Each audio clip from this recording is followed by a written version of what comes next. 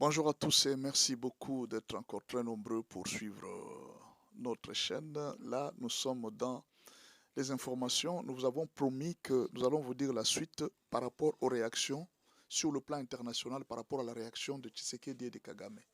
Et c'est là que j'ai toujours dit aux Congolais, ne soyez pas pressés de juger Félix Tshisekedi.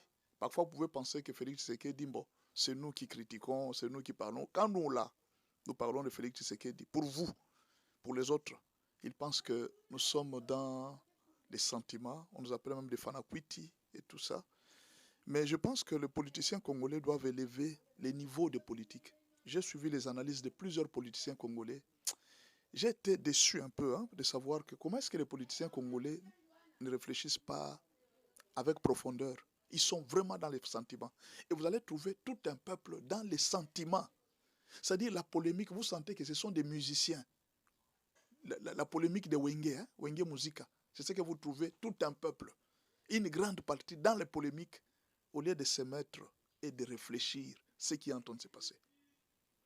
Lui, celui qui est derrière moi, il s'appelle André Fao. André Fao, il était d'abord président du Sénat, et puis il est ministre d'État en Belgique. Président du Sénat et ministre d'État en Belgique. Écoutez son analyse. Lui, c'est son analyse. Bon, peut-être que vous êtes plus intelligent que lui.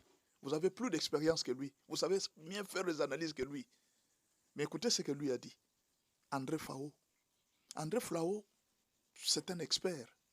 Il était ministre de la Défense. Il connaît la guerre. Écoutez.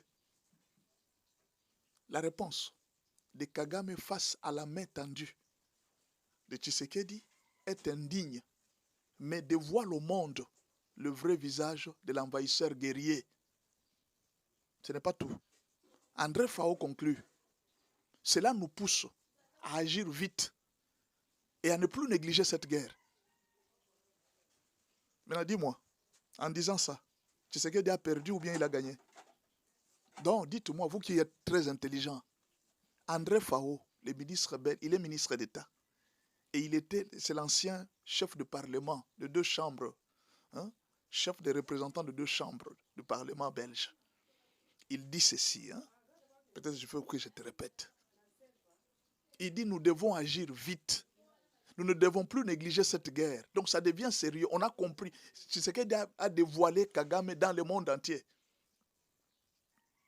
Mais dans vos analyses là, non, il a mis les Congos à genoux. Il a mis les Congos à genoux. C'est ça les analyses que vous faites. Et c'est comme ça que vous vous présentez devant le peuple pour dire que nous sommes des politiciens.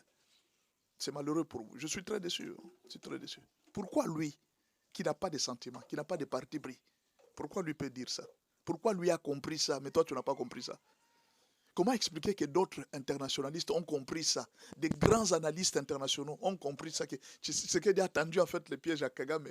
Et Kagame a mordu à la maison. C'est-à-dire que Tshisekedi a dévoilé ce que Kagame était en train de montrer au monde. Ce que les gens ne connaissaient pas de Kagame. Aujourd'hui, le monde a découvert qui était Kagame. Très simple. Dans des mots simples, il a dit, vous savez, monsieur le président, il s'est montré comme un homme humble, un homme faible et tout ça. Et c'était un coup de maître. Et regardez la réaction. Ça, c'est la Belgique. Quand ce monsieur réagit là, c'est un Belge. C'est l'Union européenne. La réaction de ce monsieur-là, c'est l'Union européenne. Vous avez suivi? L'Union européenne et les Nations unies ont décidé que Kagame est l'agresseur de la RDC. L'agresseur. Il n'avait jamais reconnu depuis le début. Il ne reconnaissait pas qu'il était agresseur. Il était en train de soutenir les M23. Mais ils ont reconnu qu'il était l'agresseur. Vous ne comprenez pas. Vous voulez que Tshisekedi commette les mêmes erreurs que Lumumba avait commis. Attendez. Lumumba est parti en Belgique. C'était ce même Belgique. C'était à Bruxelles. Qu'est-ce que Lumumba a prononcé? Il a montré le courage. Nous, les Africains, on ne se met pas à genoux devant les Belges. Nous refusons. Nous faisons quoi? C'est bien. Lumumba a fait. 50 ans après, qu'est-ce que nous avons eu? Aujourd'hui, c'est 40e anniversaire. Depuis que Lumumba est mort, dites-moi, qu'est-ce que la RDC a gagné de la révolution de Lumumba? C'est bien, on a créé d'autres Lumumba, mais en fait, quel développement nous avons eu? En termes de développement, qu'est-ce que nous avons eu? Que Félix commette la même erreur, qu'il arrive devant là, qu'il montre qu'il est un héros de guerre, un homme fort, qu'il humilie encore Kagame, tout ça non. Il faut savoir les moments, il faut savoir le temps, il faut savoir les circonstances. Kagame, c'est parce qu'il n'a pas de conseillers. Il n'accepte pas les conseils des gens. Mais Félix a un grand nombre de conseillers. Il a son peuple comme conseiller. Il a beaucoup de gens qui lui donnent des conseils. Même nous là, quand nous parlons, Monsieur Félix, nous ne voulons pas ça, nous ne voulons pas ça. À un moment, il nous écoute. Mais Kagame va écouter qui? Il n'écoute personne. Et il a commis une erreur. Je vous ai dit, moi je ne suis pas pressé de juger, mais je vais voir la réaction de personnes qui sont à l'international. Comment est-ce qu'ils vont réagir? Et voici la première réaction. C'est André Flao qui dit. Il dit, nous devons agir vite. Nous ne devons plus négliger cette guerre. C'est-à-dire, il dit à la Belgique de prendre maintenant au sérieux parce que le visage de Kagame a été défiguré. Kagame a été défiguré. C'est qu'on voyait de lui un homme gentil qui rit, qui sourit. On a compris que c'est un grand sanguinaire qui n'a pitié de personne, qui n'a même pas besoin de la paix. Mais alors, pour faire ça, il fallait que Félix Tshisekedi aille avec la force, non, comme Lumumba, comme il avait fait en Belgique, et puis après on l'a tué, et puis quand on va le tuer, ça sera vous qui allez venir. C'est comme si vous étiez en train d'attendre que Félix commette une erreur pour qu'on le tue comme on a tué Lumumba, et puis que le Congo commence encore à pleurer comme on a pleuré Mouzé. C'est ce que Mouzé était en train de dire. Il a dit ça à Albright, la secrétaire d'État américain. Il dit, va te faire foutre. C'est bien. Mais où est Mouzé aujourd'hui? Mouzé a amené un grand développement. Il voulait amener un développement au Congo, mais on l'a tué. On avait encore besoin de Mouzé. Vous voulez que Félix Tshisekedi commette la même erreur? Qu'on les tue? Non, il y va lentement. Il faut corriger les erreurs du passé. Mais comment les politiciens ne peuvent pas lire ça? Comment les analystes ne peuvent pas lire ça? Vous trouvez même des grands journalistes licenciés à l'UFASIC dans des banalités. Nous, on n'a pas fait la politique. On n'est même pas politicien. Mais on vous a fait une analyse simple pour dire comment on connaît la situation internationale. Ce que Tshisekedi a fait, c'est une sagesse.